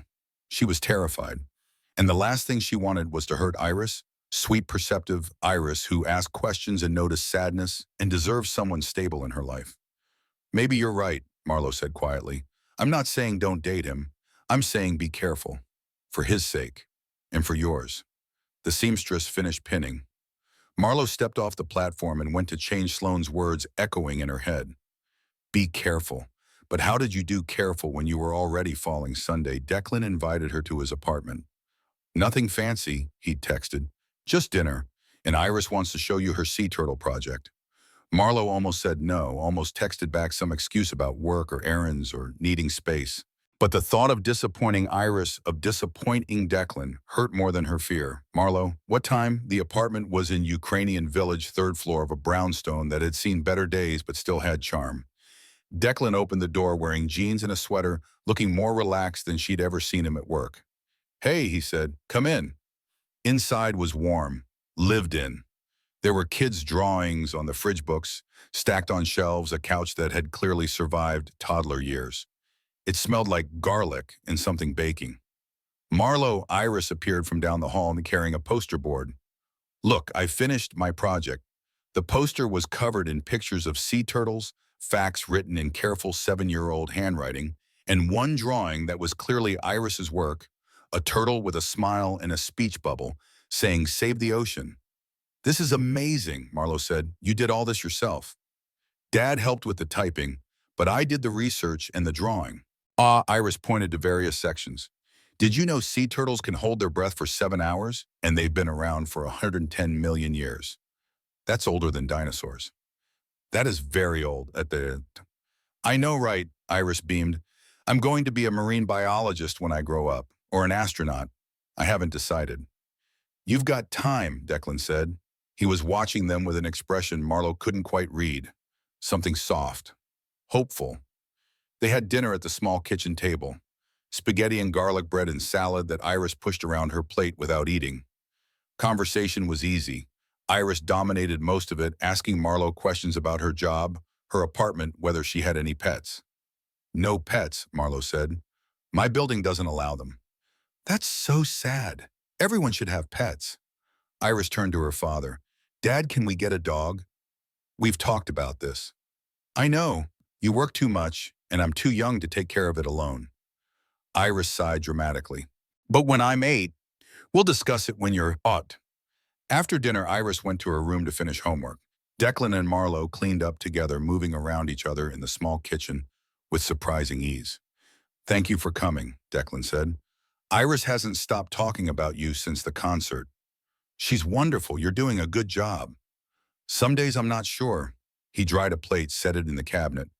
Some days I feel like I'm just barely keeping it together. That's called being a parent. Is it? Declan turned to face her. Because most days it feels like I'm failing, like I'm not enough, like she deserves better than one exhausted parent who works too much and can barely remember to pack lunch. Declan. Marlowe put down the dish she was washing. She adores you. Anyone can see that. Now, yeah. But what about later, when she's older and realizes everything she missed out on? When she sees other kids with 2 parents and a house in the suburbs, and a damo and a normal life. You're giving her love. That's more than a lot of kids get. Is it enough? I don't know. Marlowe was being honest. But it's what you have, and you're doing your best with it. Declan looked at her for a long moment. Then he pulled her close, wrapped his arms around her, and just held on. Marlowe let herself sink into it, into the warmth and the solidness and the terrifying vulnerability of letting someone need her. I'm glad you're here, he said quietly. Me too. They stood like that until Iris called from her room needing help with math homework. Declan went. Marlowe stayed in the kitchen cleaning and tried to ignore the voice in her head that said, "This is temporary. This will end. Don't get used to it." Monday morning, everything fell apart. Marlowe was at her desk responding to emails when her phone rang. Unknown number. She almost didn't answer. Hello, is this Marlowe Reid? Yes, who's this? This is Grace Lutheran Hospital. We have a Declan Foster here. You're listed as his emergency contact. The world tilted. Marlowe's hands went numb. What happened? Is he okay? He's stable. There was an incident at his daughter's school. Mr. Foster had a panic attack in the parking lot. The paramedics brought him in as a precaution. I'm on my way. Marlowe didn't remember leaving the office, didn't remember the cab ride or the elevator up to the 4th floor or the moment she burst through the ER doors. She just remembered seeing him. Declan was sitting on a hospital bedshirt, unbuttoned EKG leads still attached to his chest. He looked pale, exhausted. When he saw her, something in his face crumbled. Marlowe, what happened? She was at his side immediately. They said panic attack. Are you okay? Where's Iris? Iris is fine. She's at school. They called me because... He stopped, took a breath. There was an incident, a car accident in the drop-off lane. Minor. Everyone was fine. But I heard the sound they crash and He didn't need to finish. Marlowe understood. The sound of metal on metal. The sound that had killed Celeste. The sound he'd been running from for 3 years. I couldn't breathe, Declan said quietly. I thought I was having a heart attack. I thought, his voice broke. I thought I was dying and Iris would be alone. Marlowe took his hand. But you're not. You're here. You're okay. Am I? He looked at her. Because I feel like I'm falling apart. Like I've been holding it together for so long, and now I can't anymore. A doctor came in then, young and efficient, explained that the EKG was normal, the blood work was normal, it was indeed a panic attack, prescribed anti-anxiety medication, recommended therapy, said all the things that doctors say when they can't fix the actual problem. After the doctor left, Marlowe stayed, sat beside Declan and let him talk about the accident, about the guilt, about how he'd thought he was past this thought, he'd healed, but clearly he hadn't. I'm sorry, he said, for listing you as my emergency contact. That was presumptuous. We've only been... Don't apologize. Marlowe squeezed his hand. I'm glad you did. Are you... Because this is a lot. I'm a lot. And I don't want to drag you into my mess. You're not dragging me anywhere. I'm choosing to be here. Why? The question hung between them. Why? Why would she choose this? Choose someone with trauma and a child and baggage that weighed more than any one person should have to carry. Because I care about you, Marlowe said, and because I think you'd do the same for me. I would, in a heartbeat. They sat in silence. Outside the room, the ER hummed with its usual chaos. But in here, it was quiet. Just the two of them holding on to each other like they were the only solid things in a world that kept breaking. The week after the hospital was hard. Declan took a few days off work, stayed home with Iris, started therapy. Marlowe texted him constantly, checking in, offering support, trying to be what he needed without suffocating him. But something had shifted. She could feel it. The weight of what they were doing, the responsibility, the way his crisis had become her crisis, because that's what happened when you let someone in. On Thursday, Sloane called. Wedding's in 2 weeks, she said. I need your speech. I'm working on it. Mar, you've been saying that for a month. I know, I'm sorry. Work has been crazy. Is it work or is it something else? Marlowe didn't answer. Tell me about this guy, Sloane said gently. This Declan. So Marlowe told her about the coffee and the stairwells and the power outage, about Iris and the concert and the dinner at his apartment, about the hospital and the panic attack and the way she'd felt like she was drowning right alongside him. That's a lot, Sloane said when she finished. I know. Are you okay? I don't know. Marlowe's voice was small. I want to be. I want to be the person who can handle this. But what if I'm not? What if I'm just going to let him down like I let Owen down? You didn't let Owen down. Owen was an asshole who couldn't keep it in his pants. But maybe I wasn't enough. Maybe if I'd been different. Stop. Sloane's voice was firm. Owen cheated because he's a cheater. Not because of anything you did or didn't do. And this guy, Declan, he's not Owen. But what if I'm still me? Still the person who can't do relationships? Still the person who runs when things get hard? Are you running? Marlowe thought about it, about the way she'd been pulling back all week, not answering texts as quickly, finding excuses not to see Declan, building walls brick by brick because walls were safe and vulnerability was terrifying. Yeah, she admitted, I think I am. Then stop. Sloane's voice softened. Mar, you're scared. I get it. But being scared doesn't mean you're failing. It means you're trying, and trying is brave. I don't feel brave. You are. You're the bravest person I know. Sloane paused. Come to the final dress fitting tomorrow. Bring Declan if you want. I'd like to meet him. I don't know if that's a good idea. I do. Come, both of you. Let me see if he's worth all this stress you're putting yourself through. After they hung up, Marlowe sat in her apartment and stared at her phone. She should text Declan, should invite him, should stop running and start trying. But fear had its claws in deep. Friday evening, Marlowe went to the dress fitting alone. She told herself it was because Declan was busy, because Iris had a thing, because it wasn't the right time. But the truth was simpler. She was scared. Scared of what it meant to bring him into this part of her life. Scared of what Sloane would see. Scared of making it real. The boutique was crowded. Sloane and three bridesmaids, plus the seamstress and Sloane's fiancé Marcus, who'd been dragged along for moral support. Everyone was laughing, drinking champagne, celebrating. Marlowe felt like she was watching from underwater. "There you are." Sloane pulled her into a hug. "I was starting to worry. Where's your guy? Couldn't make it. Work thing." Sloane's face fell, just for a second. Then she recovered, smiled, pulled Marlowe toward the dresses. "Okay, let's get you fitted." Marlowe changed into the champagne-colored dress. Let the seamstress pin and tuck and adjust. Stood on the platform and looked at herself in the three-way mirror. She looked fine. Pretty even, but she felt hollow. "You okay?" Sloane asked quietly. She'd come up beside Marlowe wearing her own wedding dress, white lace and tulle princess perfect. "Yeah, just tired." Sloane turned her so they were face to face. "Talk to me." "There's nothing to talk about." "You're lying. You've been lying all week. What's going on?" Marlowe's throat tightened. She wanted to hold it in, wanted to smile and deflect and pretend everything was fine. But looking at her sister at Sloane, who knew her better than anyone, she couldn't. "I think I'm messing it up," she whispered. "With Declan. I think I'm pushing him away, and I don't know how to stop." "Why are you pushing him away?" "Because I'm scared. Because he's been through so much, and he has a daughter, and what if I'm not enough? What if I can't be what he needs?" "Have you asked him what he needs?" "No." "Then how do you know you're not enough?" Sloane took her hands.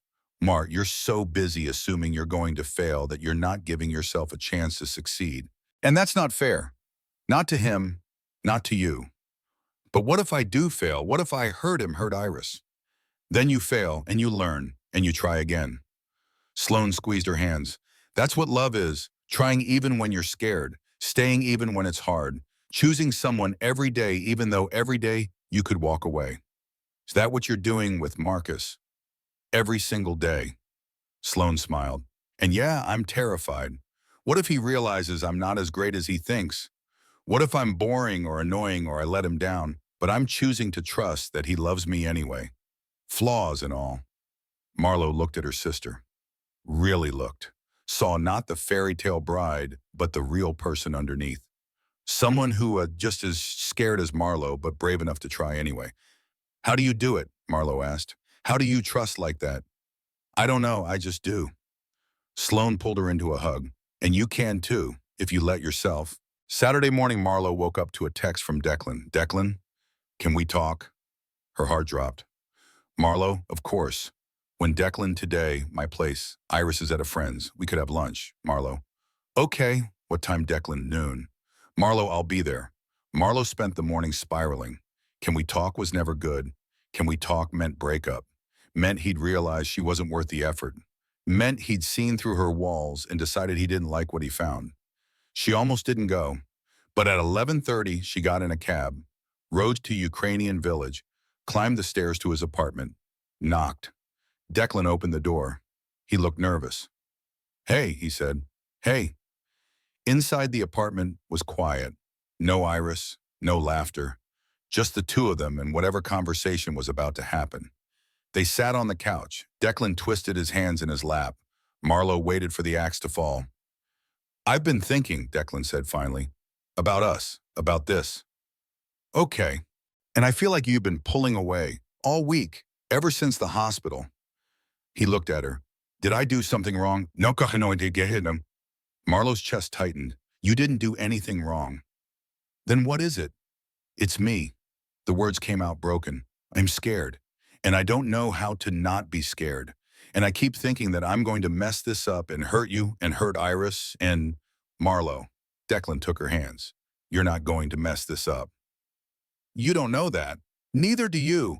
But you're so busy assuming the worst that you're not letting yourself see what's actually happening.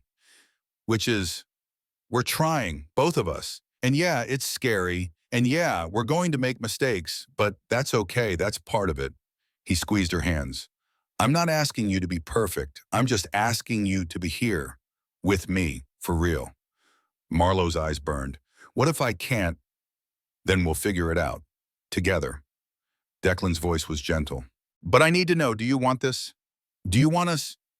Marlowe had been so focused on her fear that she hadn't stopped to ask herself what she actually wanted. But sitting here holding Declan's hands, looking into his eyes, the answer was suddenly painfully obvious. Yes, she said. I want this. I want you. Then trust me. Trust us. Can you do that? Could she? Marlowe didn't know, but she knew she wanted to try. I can try, she said. That's all I'm asking. Declan pulled her close. Marlowe let herself be held, let herself breathe, let herself believe that maybe, just maybe, this could work. I'm sorry, she whispered against his chest, for pulling away, for being scared. Don't apologize for being scared. Just promise you'll tell me when you are, so we can be scared together. I promise. They sat like that for a long time, and slowly, carefully, Marlowe felt the walls start to crumble. The week before the wedding was chaos. Marlowe barely slept. Between work deadlines and wedding preparations, and trying to write a speech about love that didn't make her want to throw herself off a bridge, she was running on coffee and anxiety. Declan helped, brought her lunch, sent encouraging texts, reminded her to breathe. On Wednesday, she finally finished the speech, showed it to him in the stairwell. He read it slowly, then looked up. This is good, he said. Really. Really, it's honest, and honest is what matters. It's terrifying. The best things usually are. Thursday night, Sloane called. Rehearsal dinner tomorrow, she said. You're bringing Declan, right? Marlowe hesitated. Is that okay? He's your boyfriend. Of course it's okay. I want to meet him properly. Not just in passing at a dress fitting you brought him to, but then didn't. I didn't bring him to that. Exactly. So bring him to this. Please. Marlowe looked across her apartment at Declan, who was sitting on her couch, helping Iris with homework while Marlowe finished wedding prep. He'd come over after work, brought Iris, made it clear he wanted to be there. Okay, Marlowe said. I'll bring him. The rehearsal dinner was at a restaurant in River North private room in the back. 30 people, mostly family, all of them talking and laughing and celebrating. Marlowe walked in with Declan and Iris, felt every eye turn to them. Sloane was there immediately. You must be Declan, she said, extending a hand. I've heard so much about you. Hopefully good things, Declan said. Mostly good, some terrifying. Sloane smiled. And you must be Iris. Iris nodded shyly. I like your dress, Sloane said. Very pretty. Thank you. Dad said I had to wear something nice. Well, you look perfect. Sloane turned to Marlowe. Can I steal you for a second? They stepped away from the crowd. Sloane studied her sister's face. You look different, she said. Different how? Happy. Scared but happy. Sloane pulled her into a hug. I'm proud of you. For what? For trying, for being here, for bringing them. She nodded toward Declan and Iris. That's brave. Or stupid. Sometimes they're the same thing. The dinner was surprisingly easy. Declan charmed everyone. Iris made friends with Sloane's future nephew, and Marlowe felt herself relaxing for the first time in weeks. After dinner, Marcus pulled Declan aside. Marlowe watched nervously from across the room. What do you think they're talking about? She asked Sloane. Guy stuff, sports, whether you're worth the trouble. That's not funny. It's a little funny. Sloane squeezed her arm. Relax, Marcus likes him. I can tell. How can you tell? Because he's not using his lawyer voice. That's his real voice. 20 minutes later, Declan came back, smiled at Marlowe. Everything okay? She asked. Perfect. Your future brother-in-law just gave me the protective family speech. Oh God, what did he say? That you're important, that you've been hurt, that if I hurt you, he'll make my life very difficult. Declan's smile widened. I told him I had no intention of hurting you, and if I did, I deserve whatever he did to me. That's very dramatic. I'm a dramatic person. You're really not. Maybe I'm trying to be, for you. Marlowe kissed him, right there in the middle of the rehearsal dinner, in front of her family and Sloane's family and everyone who'd ever doubted her ability to be happy. When they pulled apart, Iris was watching them with a knowing smile. Does this mean your dad's girlfriend now? She asked. Marlowe looked at Declan. He looked back. Yeah, Marlowe said. I guess it does. Iris pumped her fist. Yes, I knew it. The wedding was perfect. Objectively perfect. White flowers and string quartet in sunset light streaming through tall windows. Sloane looked beautiful. Marcus looked nervous. Everyone cried during the vows. Marlowe stood at the front as maid of honor, wearing her champagne dress and holding a bouquet, and felt her heart crack open. When it was time for speeches, she stood, walked to the microphone, looked out at the sea of faces, found Declan and Iris in the crowd. They were sitting near the back, Iris waving enthusiastically. Declan just watching her with quiet support. Marlowe took a breath. "I'm not good at this," she said, "talking about love. For a long time I didn't believe in it. I thought love was something that hurt you, that betrayed you, that wasn't worth the risk." The room was silent. But then I watched my sister fall in love, and I saw something different. I saw two people choosing each other every day, even when it was hard, even when they were scared, choosing each other anyway. Marlowe looked at Sloane and Marcus. They were holding hands, tears on both their faces. "That's what love is," Marlowe continued. "Not the fairy tale, not the perfect moment. It's the choice, the daily choice to stay, to try, to believe that someone is worth the risk of being hurt." She paused, looked at Declan again. "Someone recently told me that the best things are terrifying. And he was right. Love is terrifying, but it's also worth it. And Sloane, Marcus, watching you two, I believe that now. I believe in trying, in staying, in choosing someone even when every instinct tells you to run." Her voice cracked. She took a breath. "So here's to my sister and her new husband. May you keep choosing each other, every day, for the rest of your lives." The room erupted in applause. Sloane was crying, Marcus was crying, half the guests were crying. Marlowe sat down, hands shaking.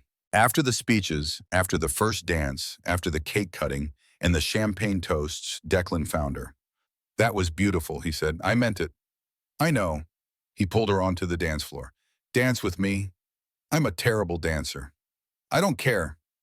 They swayed together, not really dancing, just holding each other and moving to the music. Around them, other couples spun and laughed. But Marlowe only saw Declan. "Thank you," she said quietly. "For what?" "For not giving up on me. For being patient. For showing me that trying is worth it." "You did that yourself." Declan pulled back to look at her. "I just held the door open. You're the one who walked through." "Poetic." "I have my moments." Marlowe laughed. And in that moment, dancing with this man who'd somehow become her person, surrounded by celebration and possibility, she felt something she hadn't felt in years. Hope. Later, much later, after the wedding ended and guests dispersed and Iris fell asleep in the back of Declan's car, Marlowe and Declan stood outside her apartment building. "You could come up," Marlowe said. "If you want. Iris can sleep on the couch." "I'd like that." They went upstairs. Declan carried Iris, who barely stirred. Marlowe made up the couch with blankets and pillows. They tucked her in together, this child who'd somehow become part of Marlowe's life without her noticing. Then they went to Marlowe's bedroom, sat on the edge of her bed, just sat. "I'm still scared," Marlowe said quietly. "Me too. But I want to try. Really try, not just with walls and safety nets. I want to be all in." Declan turned to face her. "Are you sure?" "No, but I'm doing it anyway." He kissed her, soft, tender. The kind of kiss that promised tomorrow and the day after and all the days beyond that. "I'm falling in love with you," Declan said against her lips. "I should probably tell you that." "I'm falling in love with you too," Marlowe said back. "I should probably tell you that." "So we're doing this. We're doing this. Together, together." They kissed again, and this time Marlowe didn't think about fear or failure or all the ways things could go wrong. She just thought about this moment, this person, this choice, and it was enough. 1 year later, Christmas morning arrived soft and white. Marlowe woke up in Declan's apartment, their apartment now, since she had moved in 3 months ago, to the sound of Iris giggling in the living room. She got up, pulled on Declan's sweater, and walked out to find father and daughter putting ornaments on their tree. It was the third tree they decorated together. The first had been tentative testing. The second had been comfortable. This one felt like home. "You're up," Declan said, smiling. "I'm up. What time is it?" 6:30. Iris woke up at 6. He shot his daughter a look. despite promises to wait until 7. I tried, Iris said, not sounding sorry at all, but the presents were calling to me. Very dramatic. I learned from the best. Marlowe laughed, sat on the couch, watched them finish decorating. This was her life now. Weekend mornings and bedtime stories and science fair projects about marine life. It wasn't perfect. They argued sometimes. Marlowe still got scared. Declan still had bad days, but they were trying together. Marlowe, Iris said, hanging the last ornament, there's a present for you. We're not doing presents until after breakfast. This one's special, Dad said. Marlowe looked at Declan. He just smiled mysteriously. Go ahead, he said. Open it. Iris brought over a small box. Marlowe opened it carefully. Inside was a key. Not a house key, a different kind. Ornate, old-fashioned, with a tag attached that said, "For the girl who draws her truth." Marlowe looked up at Declan, confused. It's a studio key, he explained. That space on Milwaukee Avenue above the bookstore. The one you always look at when we walk past. I rented it for you, 6 months. So you can draw again, if you want. Marlowe couldn't breathe. Declan, you don't have to use it, but I wanted you to have the option, to have space, to make art, to remember that you're more than just work and responsibilities. Tears were streaming down her face now. Iris looked concerned. Are you sad? Iris asked. No, sweetheart. I'm happy. Very happy. Good, because Dad said you needed this. He said you used to draw and then you stopped, and that was sad. Iris climbed onto the couch beside her. I think you should draw sea turtles. They're very pretty. I'll definitely draw sea turtles. Declan sat on Marlowe's other side. They bracketed her this little family she'd somehow found. This impossible, imperfect, beautiful thing. I love you, Marlowe said to him. Both of you. We love you too, Iris said immediately. What she said, Declan added, smiling. They sat together on the couch, morning light streaming through the windows, the Christmas tree glowing softly behind them. Outside, snow was starting to fall. Inside, everything was warm. Marlowe thought about the past year, about coffee and stairwells and power outages and speeches about choosing someone daily, about fear and hope and learning to trust again. It hadn't been easy, but it had been worth it. She looked at the key in her hand, thought about all the drawings she'd make, all the truth she'd tell, and she thought, this is what healing looks like. Not perfect, not painless, but real. And real was enough.